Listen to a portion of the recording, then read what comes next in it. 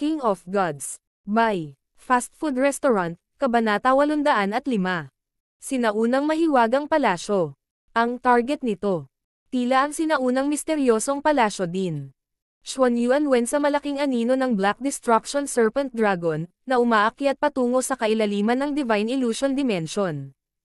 Ang Black Destruction Serpent Dragon ay naglabas ng aura ng destruction saan man ito magpunta, na naging sanhi ng hindi mabilang na mga nilalang na manginig at nanginginig sa takot.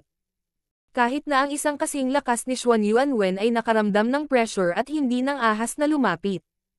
Sa sandaling ito, nagpahayag si Xuanyuan ng maalalahanang ekspresyon.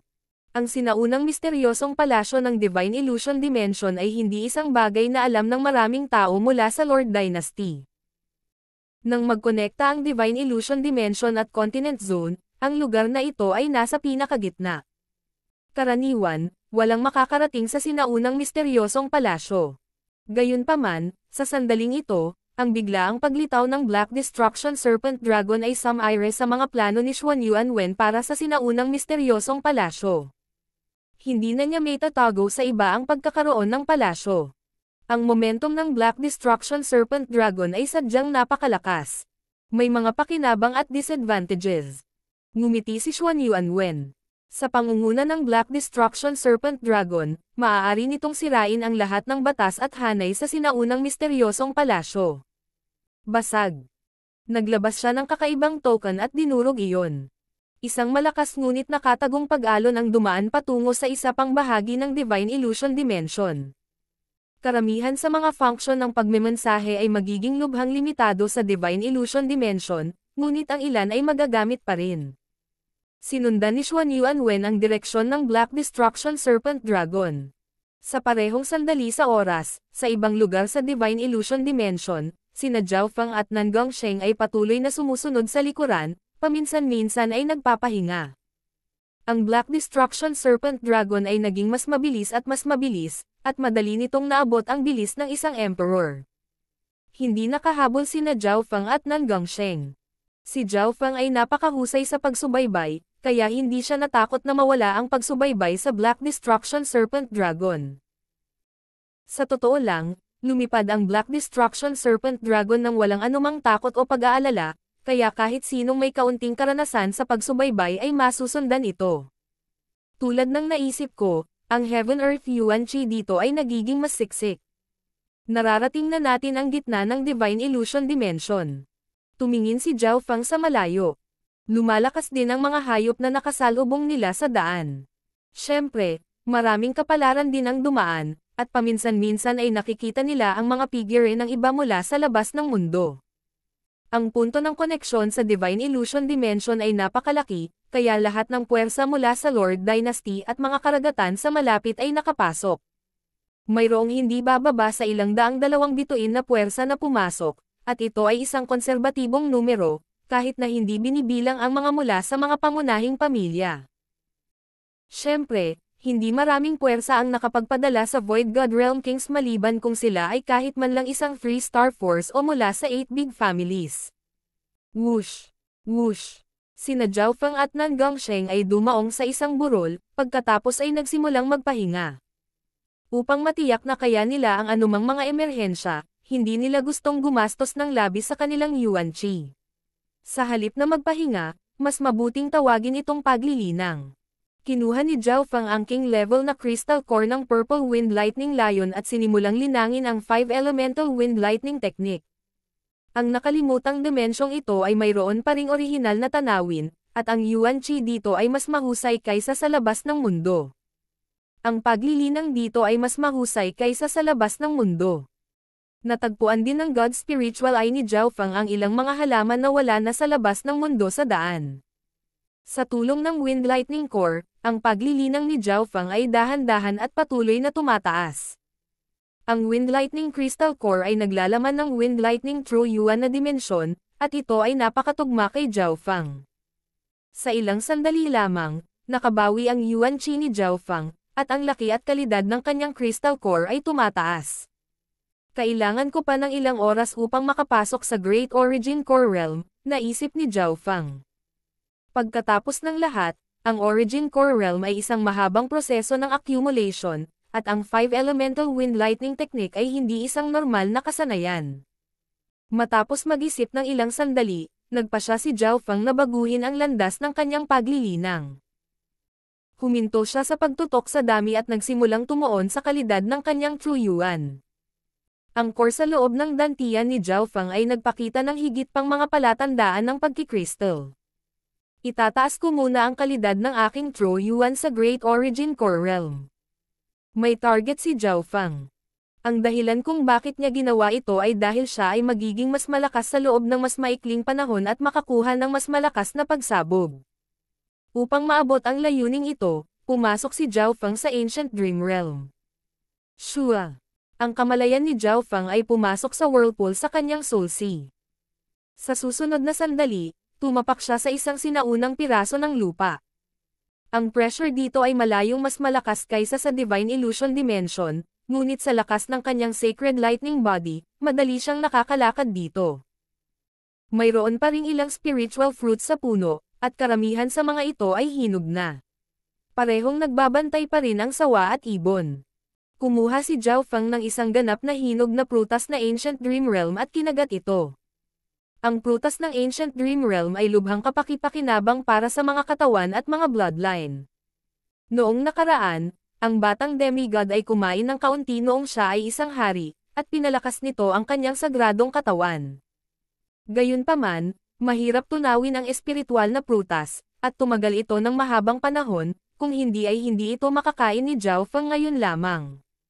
Bumalik ang kanyang kamalayan sa Divine Illusion Dimension.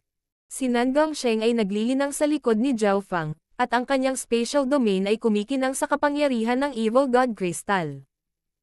Natagpuan ni Zhao Feng na ang Evil God Crystal at ang spatial domain ni Nan Gongsheng ay nagkakaisa sa isa't isa. Ang Evil God Crystal ang core, at ang masamang kapangyarihan ng Evil God Crystal ay bumagsak sa spatial domain ni Nan Gongsheng. Ang ilan sa mga ito ay sumanib pa sa kanyang crystal core. Weng. Ang mga butil ng masamang lilang liwanag ay kumikinang sa gitna ng pilak na liwanag sa paligid ng katawan ni Nan Gongsheng. Isang kulay purple na half moon na marka ang tila kumikislap sa noo ni Nan Gongsheng, na parabang ito ay marka ng isang evil god. Ho! Sa bawat paghinga ni Nan Gongsheng, ang Heaven Earth Yuan Qi sa malapit ay kikilos at kikilos na parang yumuyuko sa isang Diyos. Gaya ng inaasahan ng Evil God Crystal. Lalong lumalakas si Nan Gongsheng, ngunit hindi ko alam kung talagang makokontrol niya ang kapangyarihan nito, naisip ni Zhao Feng. Siyempre, nakakagulat din ang pag-unlad ni Zhao Feng. Nakin niya ang espiritual na prutas ng Ancient Dream Realm at nagkaroon ng Wind Lightning Crystal Core of a King. Sa loob lamang ng kalahating araw, halatang lumakas ang bloodline at katawan ni Zhao Feng. Naabot niya ang mga huling yugto ng Golden Cone Sacred Lightning Body at nagsisimula ng umunlad patungo sa pinakamataas na ika-4 na antas, at natutunaw lamang niya ang isang maliit na bahagi ng prutas ng Ancient Dream Realm. Boom boom! Weng! Si Zhao Feng ay lumitaw sa loob ng whirlpool ng tubig at kidlat, at ang kalapit na tubig at kidlat na si Yuan Qi ay umungal. Pinalibutan ng ulan at kidlat ang hangin sa itaas ng burol, at malinaw na nararamdaman ito ng sinuman sa loob ng 100 milya mula rito. Ang 5 Elemental Wind Lightning Technique ay umabot na sa ika-6 na antas. Nagpakita si Zhao Feng ng isang masayang ekspresyon. Ang unang 3 antas ng 5 Elemental Wind Lightning Technique ay ang pundasyon ng Wind Lightning, at pagkatapos nito, isa ang gagawa ng una sa 5 elemento. Ngayon, ang Water of Wind Lightning ni Zhao Feng ay umabot na sa ika-6 na antas. Magagawa ko ang pangalawang elemento ng Wind Lightning sa ika-7 antas, ang Wood of Wind Lightning. Inaasahan ito ni Zhao Feng. Nilinang ng 5 Elemental Wind Lightning Technique ang 5 elemento. Ang pagbuo ng isa pang elemento ay hindi lamang isang pagtaas sa direktang lakas, nangangahulugan din ito na mas maraming mga diskarte at kakayahan ang maaaring magamit. Higit pa rito, ang dagdag na elemento ay nangangahulugan na ang Sacred Lightning Body ay magiging mas matatag laban sa elementong iyon. Halimbawa, kasalukuyang ginagamit ni Zhao Feng ang Water of Wind Lightning upang pinuhin ang kanyang Sacred Lightning Body, kaya nagkaroon siya ng malakas na resilience laban sa mga pag-atake ng yelo at tubig. Halos ganap na nagkristal ang kaibuturan ni Zhao Feng sa loob ng kanyang dantian. Bukod sa dami, walang gaanong pagkakaiba sa pagitan ng kanyang True Yuan at ng isang tao sa Great Origin Core Realm. Dagdag pa sa katotohanan na mayroon siyang Sacred Lightning Body at Wind Lightning Technique, ang dalawang sagradong pamamaraan na ito, ang kanyang lakas sa pakikipaglaban ay may hahambing sa isang Half-Step King, at iyon ay hindi man lang isinasaalang-alang ang kanyang mga nakatagong card, Bloodline, o God's Spiritual Eye. Tara na, tumayo si Zhao Feng. Bagamat ang karamihan sa espiritual na prutas ay hindi pa natutunaw, dahan-dahan niyang naaabsorb ito sa daan. Kapag ganap niyang naabsorb ang spiritual fruit na ito, ang Golden Kun Sacred Lightning Body ni Zhao Feng ay aabot sa limitasyon ng ika-4 na antas, at magagawa niyang durugan ang mga normal na half-step na king sa pamamagitan lamang ng kanyang pisikal na katawan. Ho!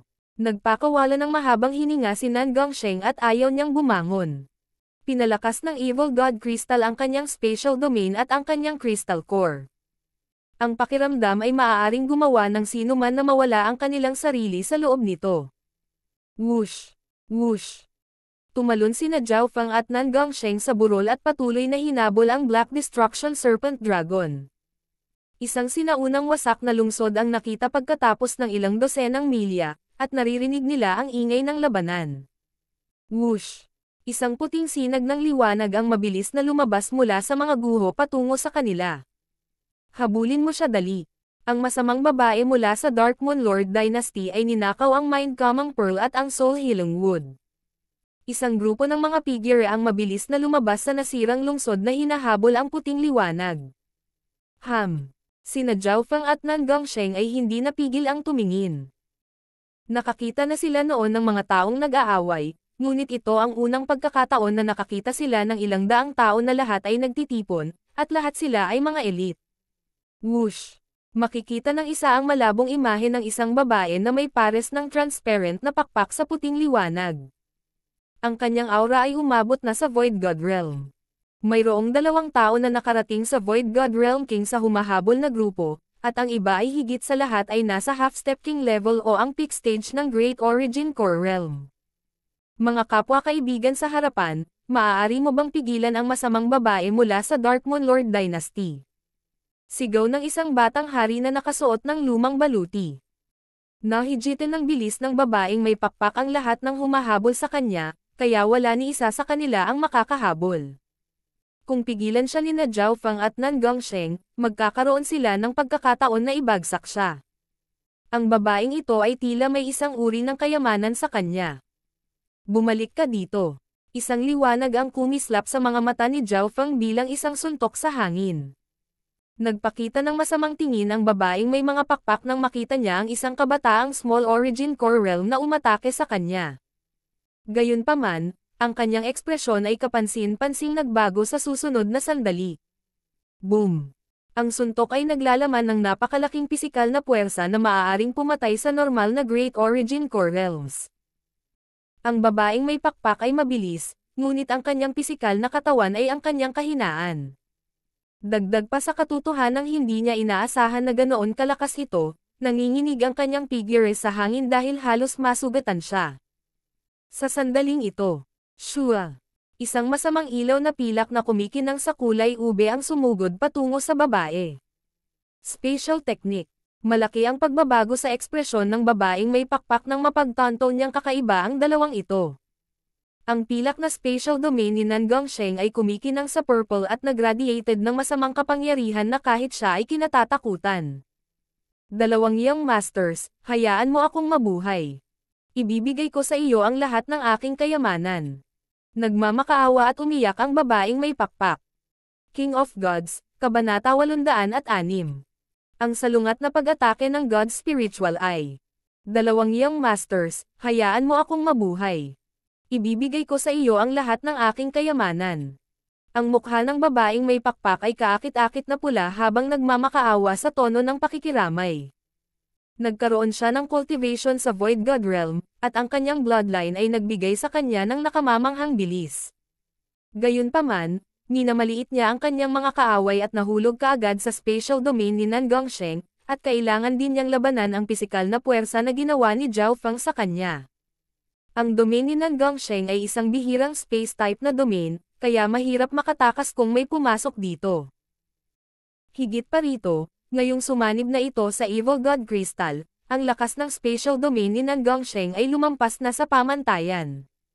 Napagtanto ng babaeng may pakpak na hindi siya makatakas. Zhao Feng, ano ang dapat nating gawin sa kanya? Tanong ni Nangongsheng. Sa sandaling ito, lahat ng tatlong tao ay sakop ng isang kakaibang silver-purple spatial domain na halos ganap na naputol mula sa ibang bahagi ng mundo. Labis na nagulat ang babaeng may pakpak ng sikeda. Kailangang tanungin ni Nangongsheng ang mga batang may kulay ubing buhok para sa kanyang opinyon kahit na sa kanyang lakas. Para bang nangunguna ang kabataang may kulay lila. Isa lang itong hindi tao na babae. Patayin mo siya. Walang emosyong sabi ni Zhao Feng habang kumikislap sa kanyang mga mata ang killing intent. Ang babaeng may pakpak ng sikeda ay nakaramdam ng lamig sa buong katawan niya. Ang dalawang ito ay mapagpasyang tao. Patayin. Isang metal na pila kasol na liwanag ang kumikinang sa paligid ni Zhao Feng habang ang paligid niya ay naging mabigat, at ibinato niya ang sunod-sunod na suntok sa babaeng may pakpak ng sikeda. Pang! Ang babaeng may pakpak ng sikeda ay nakaramdam ng nakakatakot na pagdagsa ng pisikal na puwersa na dumurog sa kanyang katawan, na halos magsuka siya ng dugo. Hindi naman sa hindi niya kayang lumaban, sadyang nakulong siya sa spatial domain ni Nangongsheng at hindi niya mailipat ang kanyang magnificent power. Ang kanyang true yuan ay limitado rin sa isang tiyak na antas. Ang kanyang mga species ay nagdadalubhasa sa bilis, at wala silang malalakas na katawan. Hindi maganda. Nanginginig ang katawan ng babaeng may pakpak, at nasugatan na siya kanina. Bago siya makapag-react, lumitaw ang kritikal na panganib. Shoo! Shoo! Shoo! Shoo! Isang layer ng silver at purple spatial blades ang nabuo sa palad ni Nangongsheng, na agad na pumutol sa babae sa 12-dosenang piraso. Arg! Napahiyaw ang babaeng may pakpak ng sikeda nang bumagsak mula sa langit ang mga dagwang piraso ng kanyang katawan. Ang kabataang hari na nakasuot ng lumang baluti at ang iba pa ay bamantong hininga. Ang nakita lang nila ay sinasalakay at pinatay ni Zhao Feng ang babae sa loob ng 3 hininga.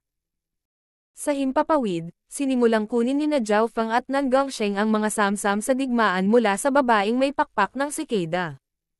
Ang mga kayamanan ng isang Void God Realm King ay halatang hindi simple, ngunit karamihan ay walang silbi kay Zhao Feng.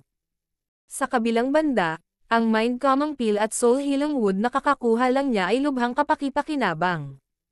Ang Mind Calming Pearl ay isang bihirang soul treasure na maaaring gawing mas nababanat ang gumagamit laban sa maraming ilusyon ng enerhiya sa pag-iisip at mga diskarte sa soul daw. Maaari pa nga nitong maalis ang mga demonyo sa puso at makatulong sa pagbuo ng intent. Sa mga tuntunin ng halaga, ang Mind Calming Pearl ay lumapit sa Skylocking Bow at sa Chenkun Sword. Gayunpaman, mas gusto ni Zhao Feng ang Soul Healing Wood dahil maaari nitong pagalingin at palakasin ang kaluluwa, at ito ay kapaki-pakinabang kahit para sa Void God Realm Kings. Parehong ang Mind Calming Pearl at ang Soul Healing Wood ay lubhang kaakit-akit sa sinuman sa ibaba ng Mystic Light Realm. Nangongsheng, naapektuhan ka ng Evil God Pearl. Ang Mind Calming Pearl ay sa iyo. Ibabalik ng Soul Healing Wood ang layunin ng aking kaluluwa. Sabi ni Zhao Feng. Dahil mayroon siyang God Spiritual Eye, hindi niya kailangan ang Mind Calming Pearl. Sa kabilang banda, pinutol ni Nangongsheng ang babaeng may pakpak sa 12-dosenang piraso, na hindi niya karaniwang ginagawa. Kahit na si Nangongsheng ay mapagpasyahan at hindi natatakot na pumatay, hindi siya uhaw sa dugo. Deal. Alam ni Nangongsheng na may mabuting hangarin si Zhao Feng, at talagang naapektuhan siya ng masamang kapangyarihan ng Evil God Crystal. Agad na isinuot ni Nangongsheng ang Mind Calming Pearl at naramdaman ang lamig na damaloy sa kanyang kaluluwa. Naging mas malinaw ang kanyang tingin, at tumanggo si Zhao Feng sa kanyang ulo. Si Nangongsheng ay magiging malakas na kakampi sa Divine Illusion Dimension habang nagpapagaling pa si Zhao Feng. Ang Soul Healing Wood ay hindi masama. Maaari nitong mapataas ang bilis ng pagbawi ni Zhao Feng sa kanyang Emperor Intent. Tinansya niya na ang Soul Healing Wood ay makakabawi ng kanyang lakas kaluluwa hanggang sa maaga o gitnang yugto ng Void God Realm. Sa puntong iyon, ang kanyang Emperor Intent ay hindi malayong magising. Gayunpaman, Hindi ngayon ang oras para gamitin ito. Whoosh! Whoosh! Whoosh! Lumitaw ang tunog ng paglipad. Ang mga tao ang humahabol sa babae mula sa sinaunang wasak na lungsod. Ang mga pinuno ay isang kabataang nakasuot ng baluti at isang babaeng may kulay ube na buhok. Pareho silang Void God Realm Kings. Ang kabataang may armor ay isang mas matandang henerasyong king sa antas ng domain samantalang ang batang babae na may purple na buhok ay isang bagong hari. Siya ay maganda, at ang kanyang lilang buhok ay nagbigay ng marangal at parang panaginip na kagandahan. Ang isang ito ay tinatawag na Kauyon mula sa isa sa 8 big families, ang Kau family. Pwede ko bang itanong kung taga saan kayong dalawa? Pinagsalikop ng binata ang kanyang mga kamay at nagtanong. Ang mabilis na pagkilos ni na Zhao Feng at Nan Gongsheng na pinatay ang babae gamit ang mga pakpak ng cicada ay nagdulot sa kanya ng pag-iingat. Isa sa 8 malaking pamilya, ang pamilya Kau. Ako si Jilan mula sa isa sa 8 big families, ang Ji family. Hindi ba dapat bigyan ninyo kaming dalawa ng dahilan para kunin ang mga kayamanan ng aming biktima? Ang mga mata ng babaeng may kulay ube na buhok ay kumikinang na may malabong kulay ube. Naramdaman ni Zhao Feng na ang purple-haired Jilan na ito ay may kakaibang eye bloodline. Ang dalawang ito ay parehong nagmula sa 8 big families. Hindi nang ahas si Nan Gongsheng na maliitin ang alinman sa kanila. Bago pumasok sa Divine Illusion Dimension, ang mga nakatatanda ng Mystic True Sacred Clan ay nag-usap tungkol sa sitwasyon ng Lord Dynasty. Ang lakas ng sino man sa 8 big families ay nalampasan ang buong Mystic True Sacred Clan. Nang makitang tahimik ang 2 taong ito, ngumiti ang nakasuot ng armor na si Kauyon. Sigurado siyang hindi may kukumpara sa 8 big families ang puwersa o pamilyang pinanggalingan nila. Paano ito? Ibigay nyo ang Mind Common Pearl at ang Soul Healing Wood, at hindi na kami kukuha ng anuman sa iba pang mga bagay. Nakangiting sabi ni Kauyon, habang ang purple-haired na si Jilan ay nakapout sa kanyang mga labi, na parang hindi nasisiyahan.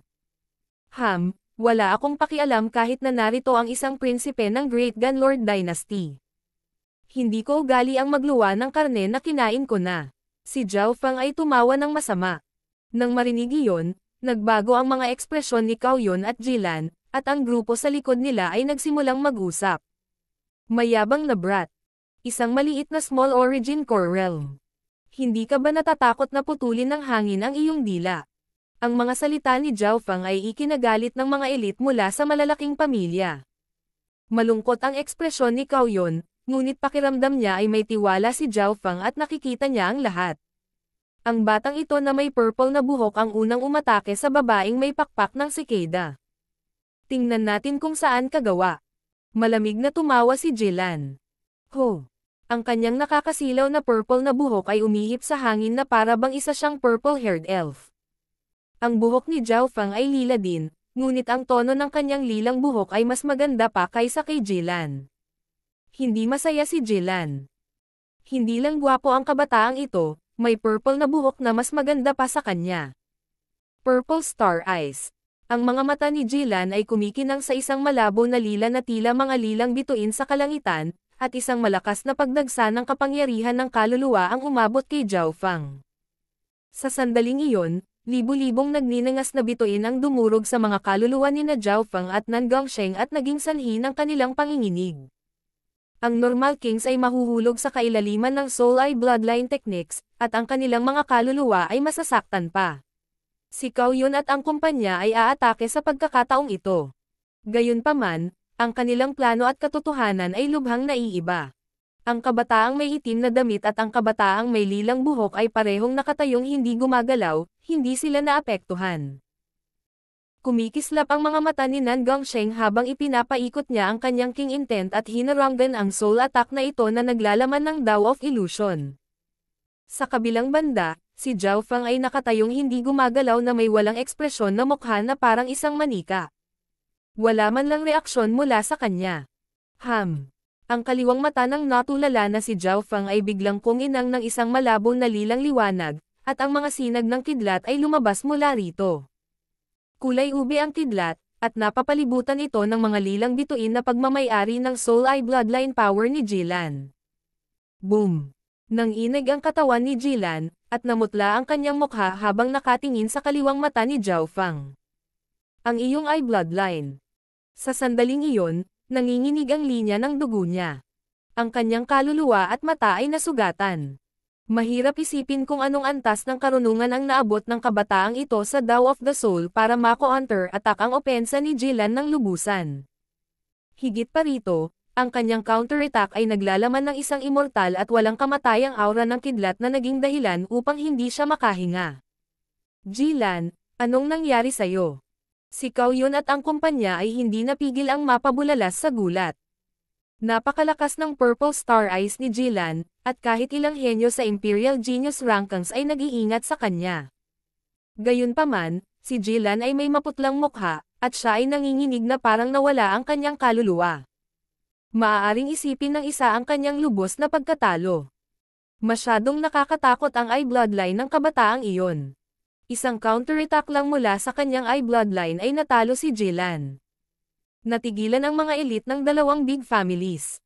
Sa oras na ito, walang nangahas na atakihin ang duo, kasama ang domain level na si King Cao Yun. Sina Zhao Feng at Nan Gongsheng, ang isa sa kanila ay may di masusukat na soul eye bloodline habang ang isa naman ay isang domain level king na may space type na kakayahan. Tara na, tiningnan sila ni Zhao Feng ng malamig at nawala kasama si Nan Gongsheng. Sa sumunod na sandali, isang pilak na liwanag ang sumilay sa grupo at nagtungo sa sinaunang wasak na lungsod. Si Cao Yun at ang iba pang mga elite ng big families ay may mga pangit na ekspresyon. Ang dalawang iyon ay hindi kapanipaniwalang mayabang at lumipad sa ibabaw ng kanilang mga ulo, ngunit walang nang-ahas na salakayin sila dahil sa kanilang lakas. Gusto nilang makialam sa sinaunang wasak na lungsod. Si Zhao Yufei mula sa Duanmo family ay naroon, at siya ay walang kapantay. Hindi sapat ang dalawang iyon para gawin ang anumang bagay sa kanya. King of Gods, Kabanata 807. Magkasamang mandembong. Ang mga tingin ni Cao Yun at ng iba pang mga disipulo ay nanunood na may kakaibang mga ekspresyon habang sina Zhao Feng at Nan Gongsheng ay patungo sa sinaunang wasak na lungsod.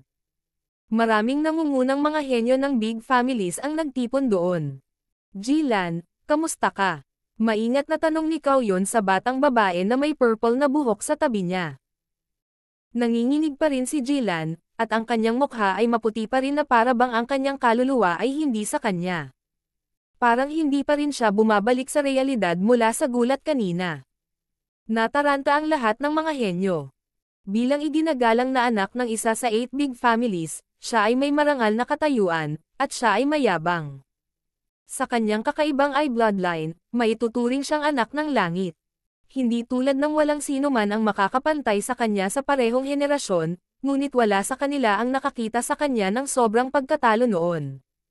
Ang kanyang eye bloodline ay isa sa mga pinaka-nakakatakot na nakita ko sa aking buhay. Sabi ni Jilan habang siya ay nagpakawala ng hininga. Nang marinig iyon, nanginig ang puso ng lahat. Ang G family ay sikat sa kanilang eye bloodline, at nagawa nila ang ilan sa pinakamakapangyarihan at sikat na eye bloodline expert sa buong kasaysayan.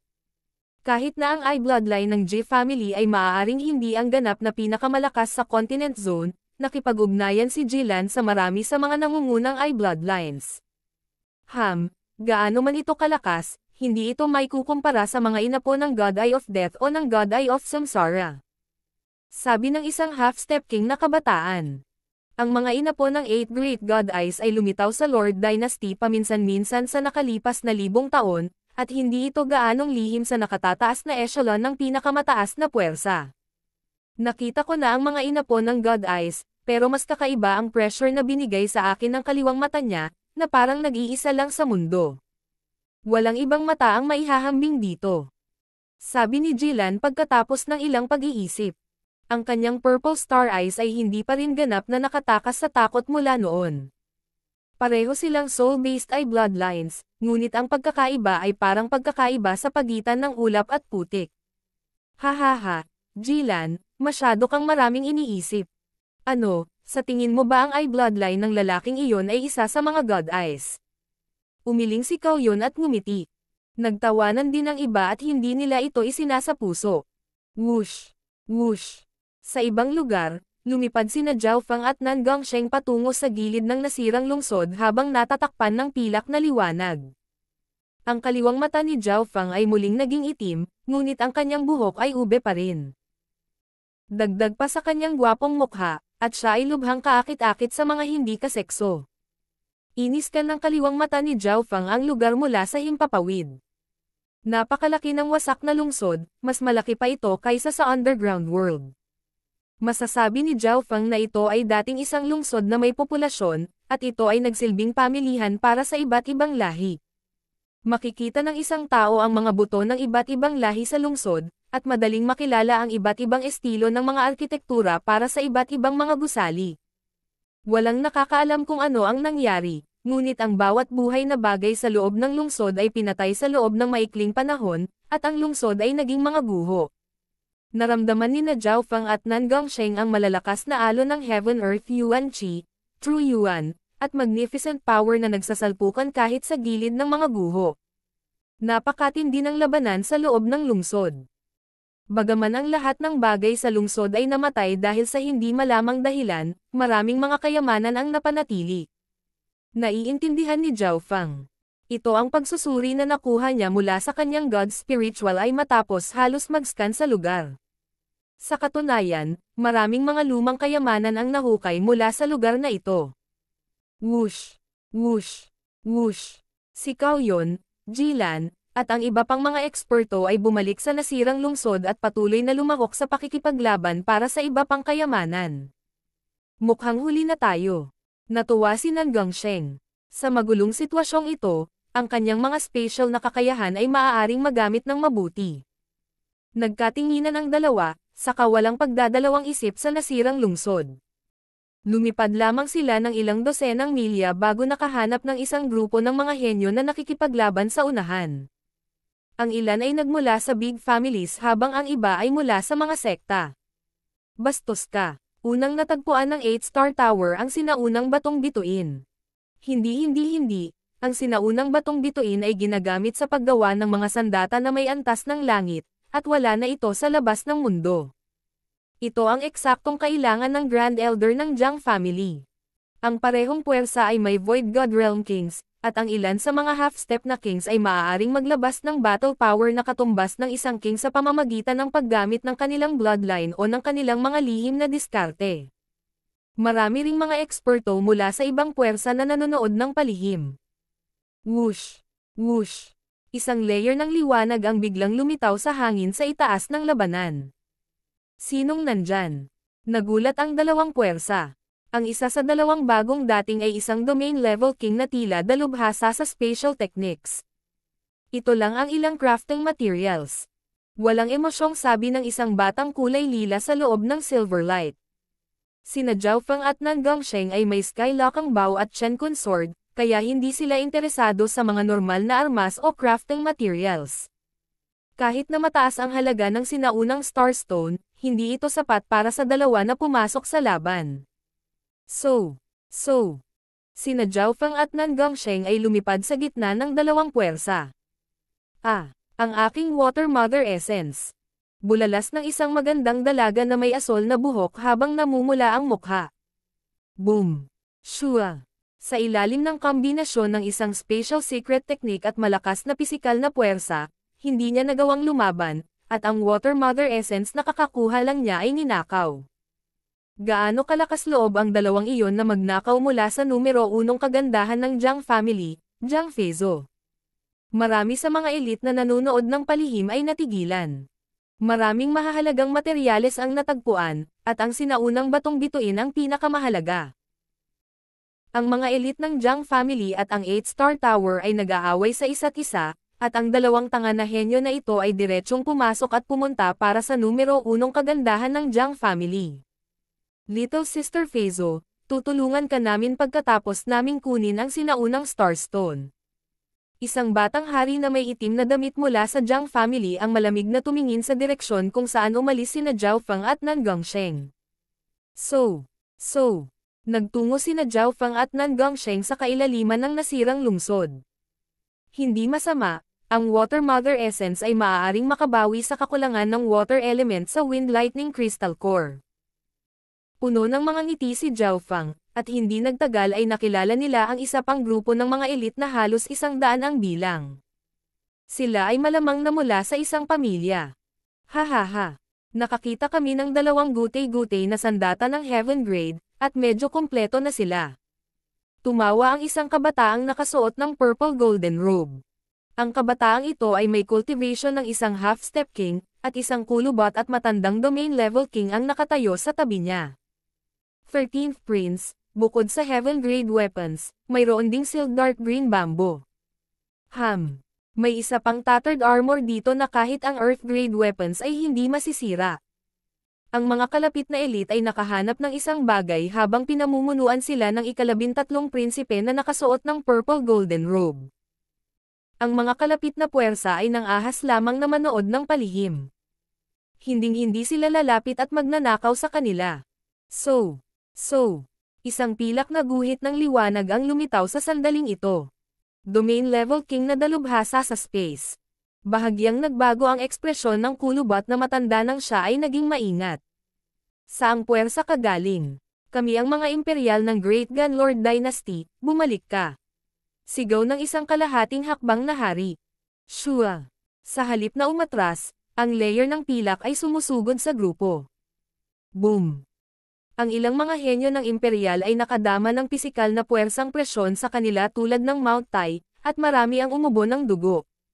Bastos, tumigil ka. Ang kulubot na elder ay umungal habang siya ay naging isang dilaw na guhit ng liwanag na umaakyat patungo sa pilak na ilaw. Malamig na ngumisi si Nan Gongsheng at naghagis ng suntok na nagbigay ng kulay silver at purple na liwanag. Boom! 2 magnificent powers at spatial domain ang nagsagupaan sa himpapawid. Ang shockwave ay nasugatan, kung hindi namatay, ang mga kalapit na elite mula sa imperial na pamilya. Elder, ang sinumang nakakakita ng mapagkukunan sa Divine Illusion Dimension ay nararapat na makibahagi. Isang maputlang buhok na kabataan sa loob ng spatial domain ang nagpakawala ng suntok na naglalaman ng malakas na pag-akyat ng pisikal na lakas at dugong pulang apoy. Bam! Napaatras ang kulubot na matanda. Siya ay nagalit at natigilan sa parehong oras, ngunit hindi siya nang ahas na gamitin ang lahat ng kanyang lakas o kung hindi ay lilikha lamang siya ng mas maraming casualty para sa kanyang sariling panig. Sa kapalit kanina lang, siya ang dehado. Whoosh! So, ang layer ng pilak ay nanatili sa gitna ng kaguluhan sa loob ng ilang paghinga, pagkatapos ay umalis. Kamahalan, ang wood elemental treasure na iyon ng Wujiangkang Wood ay kinuha ng 2 iyon. Ang ilang mga spatial origin stones na kakahanap ko lang ay kinuha rin. Nataranta ang ilang disipulo. Nakakatawa. Sinong magnanakaw ang nang-ahas na hamanin ang kapangyarihan ng imperial na pamilya? Galit na galit ang binata na nakasuot ng purple golden Sacred Emperor's Sword. Ang 13 prinsipe ay umungal habang ang isang nagniningning na gintong espada ay lumitaw sa kanyang kamay. Napapaligiran ito ng draconic swordlight, at naglalaman ito ng puwersa ng isang emperor na naging sanhi ng pagyanig ng puso ng lahat sa wasak na lungsod. Kamahalan, mangyaring tumigil. Nag-iba ang ekspresyon ng kulubot na matanda nang sinubukan niyang pigilan ang binata na nakasuot ng purple golden. Ang Sacred Emperor's Sword ay hindi madaling gamitin, at hindi ito ang teritoryo ng Great Gun Lord Dynasty. Walang sino man ang maaaring kumuha ng mga mapagkukunan na pag-aari ng mga imperial at hindi mapaparusahan. Ang 13 prinsipe ay walang mailabas na galit, at ang kulubot na elder ay may mapait na ngiti habang sinusubukang pigilan ang prinsipe. Mayroong hindi mabilang na puwersa at elite sa Divine Illusion Dimension. Ang mga imperial ay hindi nakakilos gayunpaman gusto nila. Higit pa rito, ang 2 iyon ay kumuha lamang ng kaunting mga mapagkukunan. Kung sinundan sila ng mga imperial, maaaring maakit ang ibang puwersa ng kaguluhan at gamitin ang pagkakataong iyon para pumasok at magnakaw pa. Whoosh! Ang layer ng pilak na liwanag ay patungo sa kailaliman ng mga guho. Hihihi! Itong Wujiangkang Wood ay isang bihirang wood elemental na mapagkukunan na magiging lubhang kapakipakinabang sa aking pangalawang elemento ng 5 elemental wind lightning technique, ang Wood of Wind Lightning. Bahagyang tumawa si Zhao Fang. Nagsimulang manloob sina Zhao Fang at Nan Gongsheng mula sa isang grupo ng mga tao. Gayunpaman, Ang mga grupo na kanilang ninakaw ay walang anumang Void God Realm Kings. May ilang half-step kings lang na ang lakas paglaban ay maihahambing sa isang hari, kaya hindi masyadong mahalaga ang ninakaw nila. Zhou Feng, hindi ba natin magagalit ang lahat ng mga henyo ng Lord Dynasty sa paggawa nito? Medyo hindi mapakali na tanong ni Nan Gongsheng. Sa loob lamang ng 4 na oras, nanloob at nagnakaw sila mula sa 5 magkakaibang grupo. Kinukuha natin ang mga bagay na gusto natin at iniiwan ang hindi. Ang normal kings ay hindi makakalapit sa amin gamit ang aming pinagsamang lakas. Sabi ni Zhou Feng. Napakalakas ng kombinasyon nila ni Nan Gongsheng. Nagpasya silang magnakaw mula sa ilan pang puwersa. Wala na silang ibang magagawa. Sila ay dumating ng huli, kaya maaari lamang nilang gamitin ang pamamaraang ito upang makakuha ng anumang magagandang mapagkukunan. Sa sandaling ito, pang, boom boom boom. Ang isang malakas na pag-akyat ng True Yuan at Intent ay nagmula sa kailaliman ng mga guho na ikinagulat maging ni Nan Gongsheng. Sa hangin sa itaas ng isang sira-sirang palasyo. Lady Yufei, hinahangaan namin ang iyong lakas, ngunit ang kapangyarihan ng pamilya Duan mo ay hindi kayang lumaban sa aming 4. Sabi ng isang matangkad na lalaki na may kalbo ang ulo. Sa likod niya ay may 3 pang Void God Realm Kings, at lahat sila ay nagsama-sama para labanan ang kaakit-akit na babaeng ito na naka-purple. King of Gods, Kabanata 808. Gintong Buto. Sa sandaling ito, 4 na surge ng magnificent power ang natipon sa isa at nags-anib sa spatial domain ng kalbong lalaking nakasuot ng Dark War robe. Weng! Boom! Ang 4 na hari ay napapaligiran ng isang madilim na abyssal domain na tila halos nagka-materialize, at ang kulay nito ay padilim ng padilim hanggang sa ito ay halos itim na itim. Ang lakas ng labanan ng 4 na pinagsamang ito ay sapat na upang masaktan kahit ang ilang pick-tier kings. Ang kalbong lalaki ay isang mas matandang piling tao, at ang kanyang lakas sa pakikipaglaban ay maihahambing na sa isang pick-tier king sa kanyang sarili. Lady Yufei, hinahangaan namin ang iyong lakas, ngunit ang kapangyarihan ng pamilya Duan mo ay hindi kayang lumaban sa aming 4. Nagsimulang pumikit ang kalbong lalaki, ngunit sa kabila ng pagharap sa pinagsamang lakas ng 4 na hari, hindi nagbago ang ekspresyon ng batang babae na naka-purple. Sa halip, isang malakristal na kulay ube ang lumitaw sa kanyang katawan. Kung titingnan siya ng isa, parang hindi siya gawa sa normal na laman at dugo. Sa halip, mukha siyang matikas at marangal na diyosa. Ang mga domain na hindi pa nagagawa ay walang silbi laban sa akin. Ngumiti ang babaeng naka-purple. Siya at ang isang matanda na may berdeng damit sa likod niya ay tila nasa loob ng isang hindi nakikitang mundo. Ang panggigipit ng 4 na hari ay parang batong lumubog sa karagatan. Paano ito posible? Maliban na lang kung mayroon siyang little world, paano niya mahaharangan ang pinagsama-sama nating 4 na spatial domain? Nag-iba ang ekspresyon ng kalbong lalaki. Nakipag-away siya kay Zhao Yufei mula sa Duan Mo family noon, at siya ay dahado. Ngayong nakipagsanib na siya ng puwersa sa 3 pang hari, hindi pa rin niya nagawang maneg. Jiu Wuji, maaaring isa kang elite sa mga domain level kings, ngunit hindi pa rin ito sapat laban sa pinakatalentadong henyo sa kasaysayan ng Duan Mo family. Kumpiyansang sabi ng elder na may berdeng robe, na parang mas kumpiyansa pa siya kaysa si Zhao Yufei mismo. Ang pinakatalentadong henyo ni Duan Mo family. Totoo kaya ang chismis? Si Zhao Yufei ay talagang mayroong spiritual race bloodline, na nasa ika-19 na pwesto sa 10,000 ancient races. Ang kalbo na si Jiu Wuji at ang iba pang mga hari ay hindi makapaniwala. Ang mga ekspresyon ng iba pang puwersa sa likod ni Jiu Wuji at ng iba pang mga hari ay napuno ng higit pang pagkabigla. Bilang isang mas matandang elite, ang battle power ni Jiu Wuji ay maihahambing sa nangungunang 30 ranggo ng Imperial Genius, ngunit sa sandaling ito, maaaring mukhang ito ay 4 laban sa 2, Jiu Wuji at kumpanya laban kay Zhao Yufei at ang nakatatandang berde ngunit si Zhao Yufei lang ang aktwal na nakagawa ng kahit ano sa ngayon. Hindi ako naniniwala dito. Magkahiwalay na atake. Malamig na ngumisi si Jiu Wuji habang nagkontrata ang kanyang itim na spatial domain. Shua. Ang kanyang anyo ay kumikislap habang siya at ang iba pang 3 hari ay sumugod patungo kay Zhao Yufei at sa elder na naka-green. Pumunta ka. Sumigaw si Zhao Yufei nang bumukas ang kanyang malajade na kamay, at ang malakristal na lilang apoy ay naging hadlang na kumalat palabas. Bam bam bam. Bago pa man makalapit ang tatlo pang hari, pinalipad sila ng isang nangingibabaw na puwersa. Nagsimula pang ang umubo ng dugo ang isa sa kanila. Break. Si Jiu Huji lang ang nakalapit. Ang kanyang mga balabal ay naglupa na sa hangin habang ang isang madilim na ipoy-po ay nabuo sa kanyang palad at tumagos sa malakristal na hadlang. Ang gayong lakas digma ay nagpasaya sa mga puwersa sa likod niya. Bam! Ang bahagi ng natitirang puwersa mula sa madilim na ipoy-po ay dumapo kay Zhao Yufei at bahagyang nanginag ang kanyang katawan, ngunit ang kanyang katawan ay nanatiling malakristal at hindi nasaktan. Anong klaseng katawan ito? Malaki ang pagbabago sa ekspresyon ni Jiu Huji. Bam! Gamit ang pagkakataong ito, si Zhao Yufei at ang elder na naka-green ay nag-counter-attack at pinalipad si Jiu Huji.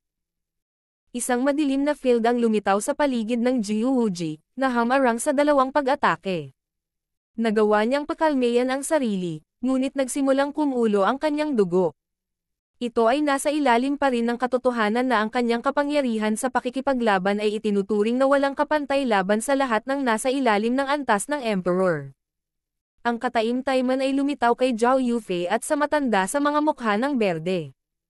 Ang Jiu Huji na ito ay nagmula sa pinakamataas na 3-star superpower, at wala pa siyang 100 taong gulang at mayroon na siyang battle power na walang kapantay laban sa lahat ng mas mababa sa Emperor level. Zhao Yufei, babalik ako ng isang hakbang, hatiin natin ang mga mapagkukunan sa paligid ng mga bangkay 50-50. Malamig ang mga mata ni Jiu Huji habang pinipigilan niya ang galit sa kanyang puso. Mayroon pa siyang ilang mga nakatagong card at sekretong diskarte, ngunit ang Divine Illusion Dimension ay kakabukas pa lang, kaya kailangan niyang magtipid ng kaunting lakas. Ang dalawang panig ay nakikipaglaban para sa ilang mga kayamanan na malapit sa ilang mga buto. Sa ibaba ng isang sirasirang gusali ay isang kompletong hanay ng mga buto mula sa isang hindi tao na lahi. Walang nakakaalam kung gaano na ito katagal, ngunit kumikinang pa rin ito ng ginto. Sa loob ng 1 o 2 milya ng hindi tao na gininto ang kalansay na ito ay may mga kayamanan na maaaring magpapula ng ilang Emperor at Sacred Lord sa pagnanais. Una, mayroong God Crystals. Karamihan sa kanila ay substandard, ngunit lahat sila ay lubhang mahalaga sa labas ng mundo. Mayroong ilang dosina sa paligid ng lugar na ito. Bukod pa riyan, may 2 heaven grade na divine weapon at isang inheritance sacred weapon na nagbigay ng napakalakas na puwersa kaya hindi na nakalapit ang mga normal na hari. Ang mga sandata ng mundong ito ay nahati sa mortal, spiritual, earth, at heaven grades. Ang antas ng langit na mga banal na sandata ay ang pinakamakapangyarihan sa mundo. Tanging mga tao lamang na nasa mystic light realm ang ganap na makapagpapalabas ng kanilang kapangyarihan. Ang normal inheritance sacred weapons ay nasa heaven grade, at kahit na ang pinakamasama ay magiging malapit sa heaven grade sa pinakamababa. Ang inheritance sacred weapons ay magsasaayos ng kanilang kapangyarihan depende sa cultivation ng gumagamit, ngunit mayroon silang mahigpit na mga kinakailangan. Ang ilang inheritance sacred weapons ay naglalaman din ng inheritance information. Bukod sa God Crystals, Heaven Grade Divine Weapons, at ang inheritance sacred weapon, mayroon ding ilang bihirang mapagkukunan at item na malapit sa mga buto, tulad ng interspatial gourd, spiritual fruits, at mga espesyal na selyadong pills. Ang lakas ng may-ari ng mga butong ito ay maaaring umabot sa antas ng demigod. Sila ay, at least, mas malakas kaysa sa mga normal na sacred lords. Masisiyahan ako kung nakatanggap ako ng kahit 1% ng mga bagay na naiwan ng isang malakas na sacred lord o demigod. Tumibok ang puso ng mga kalapit na elite. Gayunpaman, sa lugar na ito, ang pamilya Duan mo ang namuno. Sa kabutihang palad para sa kanila, mayroong Jiu Huji at ilang iba pang matatandang eksperto na sinubukang labanan si Zhao Yufei gamit ang kanilang kapangyarihan. 50-50. Natagpuan ng pamilya Duan mo ang mga butong ito. Nanlamig ang mga mata ni Zhao Yufei. Hihihi. Zhao Yufei, kung talagang lalaban tayo, mas marami kaming half-step na kings at pinakamataas na Great Origin Core Realms. Maaari kang makaligtas, ngunit ang iba sa pamilya Duan mo. Tusong sabi ni Jiu Huji. Si Zhao Yufei ay may kalamangan sa lakas sa mga upper echelon, ngunit si Jiu Wuji at ang Kings ay may 3 hanggang 4 na beses na mas maraming eksperto sa middle echelon. Kailangan ding isaalang-alang ng isa na ang ilan sa mga half-step na hari na maaaring pumasok sa Divine Illusion Dimension ay may lakas labanan na maihahambing sa isang tunay na hari. Kung gayon, tingnan natin kung ano ang mangyayari. Si Zhao Yufei ay kumilos na parang hindi siya natakot, at ang nakatatandang naka-green sa tabi niya ay hindi rin nagpanik. Napangiti pa ang matanda ng may kumpiyansa. Whoosh! So, sa sandaling ito sa oras, isang layer ng pilak na liwanag ang lumapit. Parang may pamilyar at malakas na aura sa unahan. Bulong ni Zhao Feng. Tama, pamilyar talaga ito. Sabi ni Nan Gongsheng. Hindi nagtagal ay nakarating ang dalawa sa panlabas na gilid ng gutay-gutay na palasyo. Kahit na nasa panlabas na gilid lamang ito, maraming eksperto at puwersang nagmamasid sa lokasyong ito. Sa gitna ay 4 na hari at ang mga puwersa sa likod nila. Ang lakas ng alinman sa mga puwersang ito ay nalampasan ang 10,000 Sacred Clan, at narinig ni Zhao Feng ang mga salitang God Crystal at Heaven Grade Divine Weapon bago pa man siya makalapit. Bang! Bam! Sa sandaling ito, nagsimula ang isang labanan sa himpapawid sa itaas ng palasyo. Isang kabuuan ng 6 na hari ang nagsimulang lumaban sa itaas ng mga gininto ang buto, at isang diyosa na may kulay ubing damit ang nakakuha ng higit na atensyon. Ang bawat pag-atake niya ay magpapakita ng malakristal na true yuan na madaling nagtulak pabalik sa Void God Realm Kings, at ang half-step na Kings ay hindi man lang nakalapit. Wow! Wow! Bukod kay Jiu Wuji, nasugatan lahat ang iba pang mga hari. Ang Zhao Yufei na ito ay nasa gitnang yugto lamang ng Void God Realm, ngunit ang kanyang True Yuan ay napakalakas at makapal. Kaya niyang labanan ang napakaraming hari sa parehong oras. Walang ibig sabihin ang mga numero. Ang ekspresyon ni Jiu Wuji ay patuloy na kumikislap. Sa ngayon, hindi siya naglakas loob na gamitin ang kanyang kalamangan sa mga numero dahil si Zhao Yufei at ang naka-green na elder ay hindi natakot. Nahulaan ni Jiu Wuji na si Zhao Yufei ay malamang na may little word pati na rin ang maraming malalakas na nakatagong galaw at sikretong pamamaraan na hindi pa niya nagagamit. Whoosh! So, ang patong ng pilak ay lumapit sa puwersa ng 4 na hari. Yufei! Bulong ni Zhao Feng habang sinulyapan ang diyosa na naka-purple. Hindi na siya ang dalaga mula noon. Nag-mature na siya ngayon sa isang tunay na magandang babae na kayang akitin ang buong bansa. Zhao Yufei.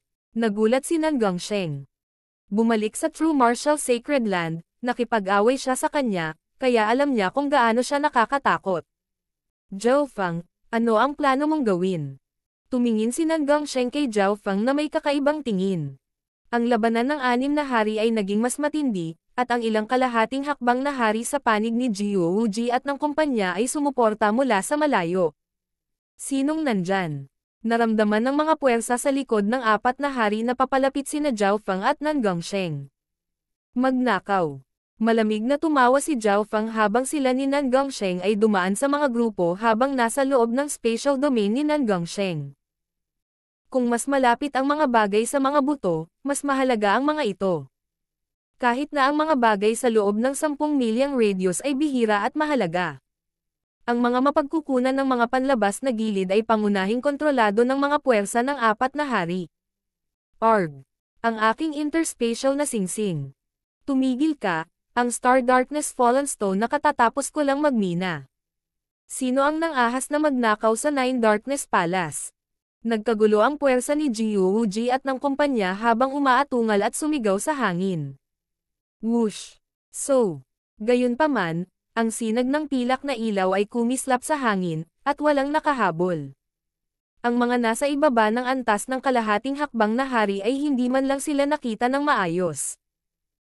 Higit pa rito, sa tuwing bumababa ang pilak na liwanag, isang masamang spatial na kapangyarihan ang lilito sa tabi ng pisikal na puwersa na kasing bigat ng Mount Tai. Walang nagawa ang Half-Step Kings laban sa pandarambong. Sino ta? Si Jiu Wuji at ang iba pang mga hari ay tumingin ng may galit, at ang mga mata ni Zhao Yufei ay sumulyap habang siya ay bumulalas. Siya iyon. Nan Gongsheng.